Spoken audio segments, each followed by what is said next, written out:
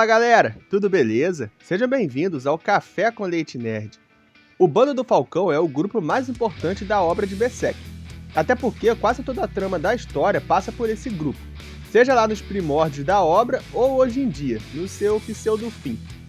O Bando do Falcão, no passado, foi o exército mais importante para a vitória da Guerra dos 100 Anos, e seu líder, Griffith, foi considerado como o grande salvador de todo o reino. Mas como será que tudo isso começou? Como é que foi a trajetória desse poderoso exército?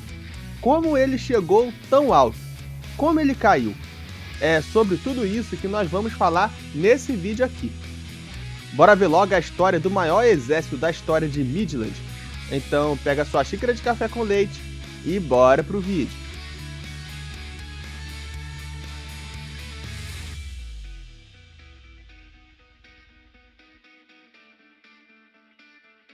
Muito bem. Podem ir para casa tomar café com leite. E não interfiram na luta.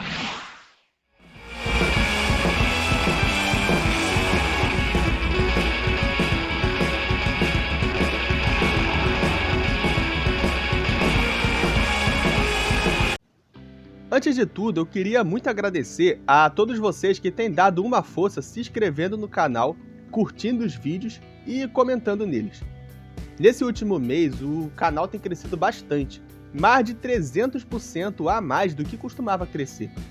Os vídeos aos poucos estão alcançando mais pessoas, e eu tenho certeza que muito desse aumento de alcance tem a ver com vocês que estão sempre dando like nos vídeos e comentando neles. Eu só tenho a agradecer a todo mundo que dá essa moral aqui pro canal. Eu faço o máximo para ler, responder ou marcar todos os comentários. Mas eu percebi que tem alguns comentários que o YouTube simplesmente não me notifica. E já aconteceu algumas vezes de eu achar algum comentário solto nos vídeos que não foi notificado.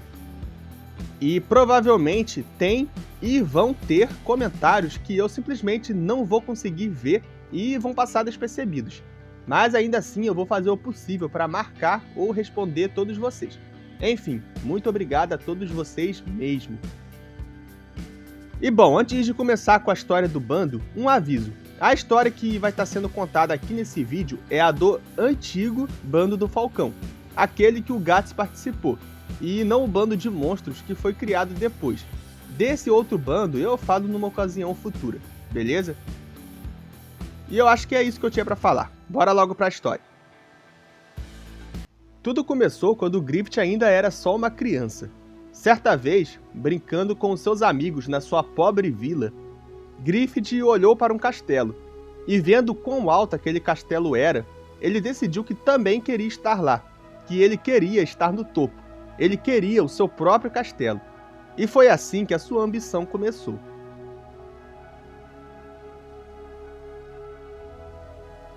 Depois disso, a história do bando não é tão detalhada, mas sabemos através das memórias da Casca que o bando começou com um grupo de ladrões, e inclusive foi roubando de um nobre que Griffith encontrou Casca. Naquela época, vemos que Griffith era ainda bem jovem, até mais jovem do que quando conheceu o Guts. E também naquela época, Corcus, Judeal e Pimpim já estavam no grupo, e eles também estavam bem mais novos na época. O objetivo do bando como ladrões era conseguir recursos para formar um exército, como o próprio Corcus revelou para Casca. Em não muito tempo, o Bando do Falcão começou a se envolver em batalhas e vencer elas, e com isso o grupo foi começando a crescer, cada vez mais se aproximando de se tornar um verdadeiro exército. Conforme a demanda do bando foi crescendo, Griffith chegou até mesmo ao ponto de se vender por uma noite a um nobre rico para conseguir ganhar recursos para o exército, como ele mesmo disse para Casca.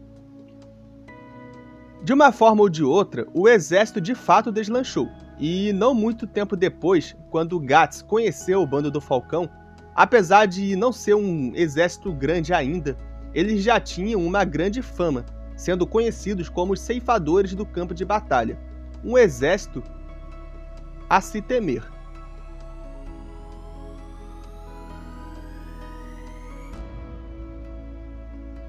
Alguns anos depois, os feitos dos Falcões foram tantos que eles chegaram até mesmo a impressionar o próprio rei de Midland, que simpatizou com o Griffith e começou a mantê-lo cada vez mais próximo. Os Falcões, aos poucos, foi deixando de ser tratados como simples mercenários e foram se tornando cada vez mais prestigiados em Midland. Griffith foi sagrado cavaleiro. Não muito tempo depois, seu bando se tornou o responsável de fazer a guarda do rei durante a caçada, que era um papel dado somente ao exército mais prestigiado de Midland na época. Ou seja, os Falcões já estavam começando a se igualar aos mais poderosos em questão de status e confiança. Após várias e várias vitórias, o bando do Falcão teria sua batalha mais difícil até então, a tomada de Doodray, uma fortaleza considerada praticamente imbatível e que era vital para a vitória da Guerra dos 100 Anos. Nem mesmo os mais poderosos exércitos liderados pelos mais habilidosos generais de Midland conseguiram chegar perto de tomar Doodray, mas Griffith, com seu bando, que era considerado bem pequeno se comparado aos demais exércitos, se voluntariou para dominar Doodray sozinho. E depois de uma batalha bastante difícil, o bando do Falcão conseguiu dominar Doodray, consumando um dos maiores feitos militares da história de Midland, se não foi o maior.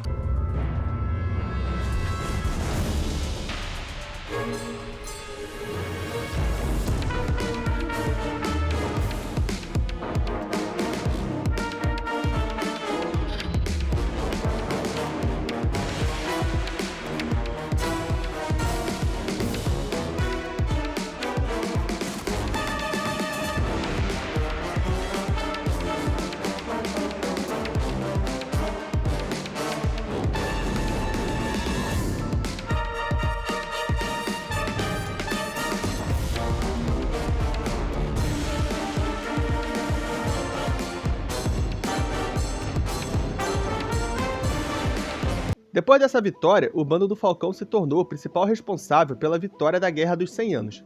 E assim, os membros do bando foram proclamados nobres, e eles já não seriam mais só um exército comum, e sim o maior entre os exércitos oficiais de Midland, que se chamaria a Ordem da Fênix Branca.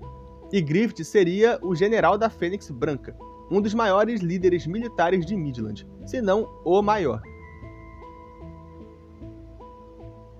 Mas não era só poder militar e status que o bando do Falcão ganhou.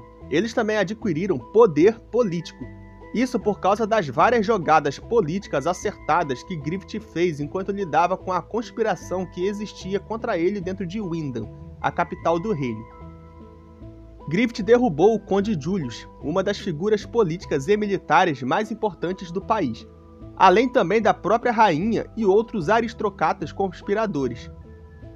E ele também pôs em seu bolso o ministro Foss, um homem bastante influente na corte.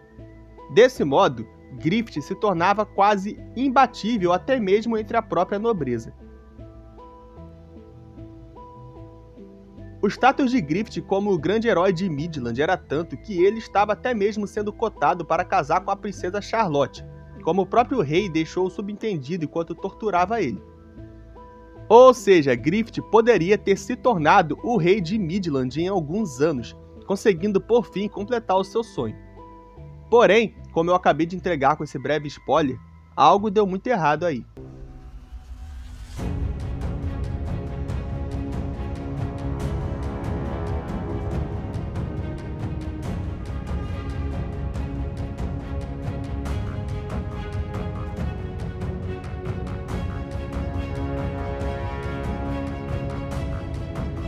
Com a saída de Guts do bando, Griffith surtou e desvirginou a princesa Charlotte. Ele foi descoberto e preso, e depois o bando do Falcão foi atacado pelas forças de Midland. O grupo se tornou um bando de fugitivos, sendo caçado e afugentado por um ano, diminuindo drasticamente seu tamanho e poder. Assim que Guts retornou, os Falcões colocaram em prática um plano que eles já estavam prestes a pôr, que era o de resgatar Griffith. Os membros principais do bando se infiltraram em Windham, e com a ajuda da princesa e da sua serva, libertaram Griffith. Porém, ele já não tinha mais condições de liderar um exército.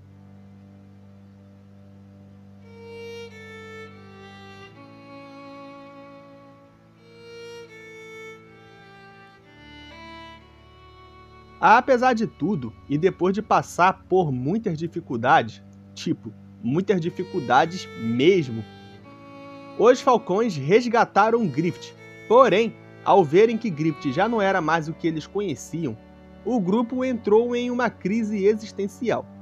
Mas antes mesmo de todos saberem o que fariam, eles conheceram seu terrível fim, com Griffith sacrificando todos eles no eclipse. Um fim de dor e desespero.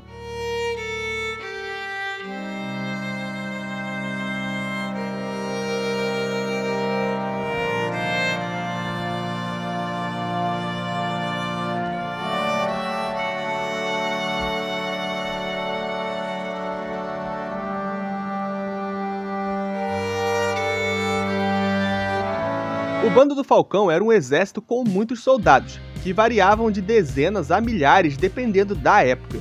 Mas aqui eu vou destacar os seus membros principais, que eram 7. Obviamente, primeiro temos Griffith, o líder do grupo, que era um menino pobre que decidiu que queria ser rei, e para isso se especializou tanto em combate quanto em táticas militares, se tornando um verdadeiro gênio das batalhas em todos os sentidos.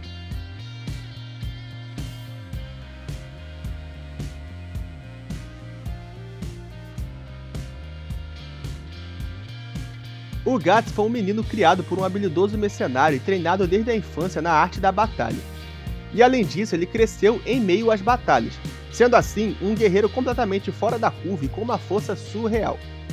O Guts era o chefe da tropa de assalto, a tropa mais agressiva do bando e responsável por atuar na linha de frente.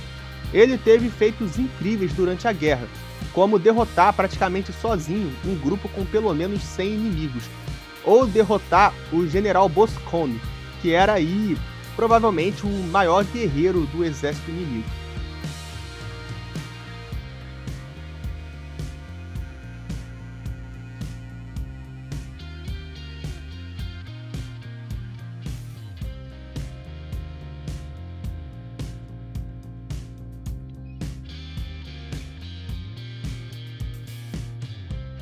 A Casca, como eu já mencionei aqui, era uma menina plebeia vendida a um nobre, mas que foi salva do abuso pelo Griffith. Desde então, ela dedicou a sua vida ao Griffith e se tornou uma soldada muito habilidosa. Ela também era uma líder do grupo e comandava seus próprios soldados, embora não tenha sido especificado se o grupo dela tinha alguma especialidade. E o se foi eu não lembro. Ela e o seu grupo foram os responsáveis pela tomada de Dudurin, responsáveis por invadir a fortaleza e tomar por dentro, o que foi um grande feito. E inclusive, durante a tomada de Dudurin, ela conseguiu derrotar o Adon, que não era grandes coisas no sentido de respeito e status, mas era, de certa forma, um soldado bem poderoso. E a Casca também foi a líder do Bando do Falcão depois da queda de Griffith, e foi uma líder bastante competente, por sinal.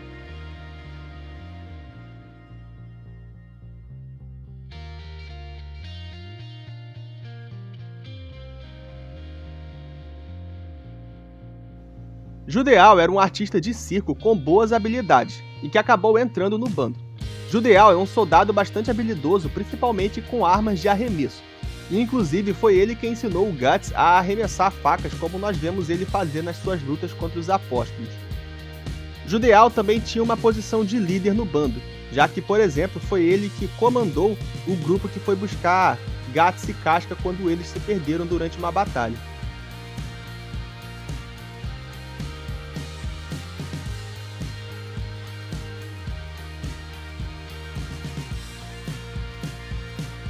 Pimpim trabalhava em minas de carvão quando decidiu se unir ao Bando do Falcão. Ele era, de longe, o mais caladão entre todos, e eu não me lembro de ver ele liderando algum grupo, mas ele deveria ser bem respeitado sim.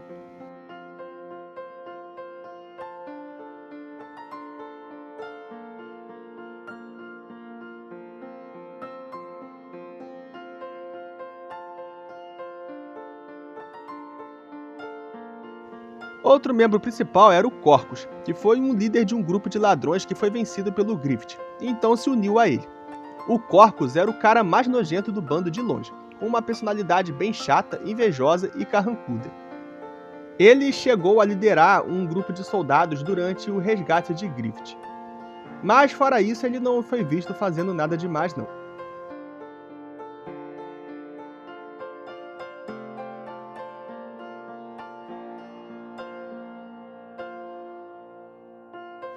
E por fim nós temos o Rickert, o xodozinho do grupo. Apesar de ser novinho, ele era um soldado acima da média, já que sobreviveu até as batalhas mais acirradas do bando. E ele teve sorte de ser o único do bando a sobreviver sem consequências do eclipse.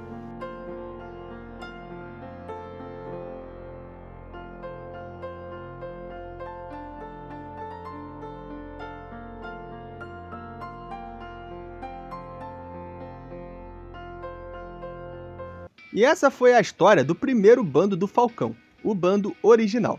Se gostaram do vídeo, deixem um like e se inscrevam no canal.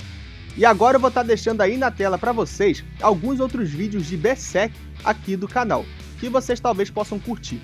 Além de algum outro vídeo aí que seja recomendado para vocês pelo YouTube. E enfim, é só clicar em serem felizes. Até a próxima, galera!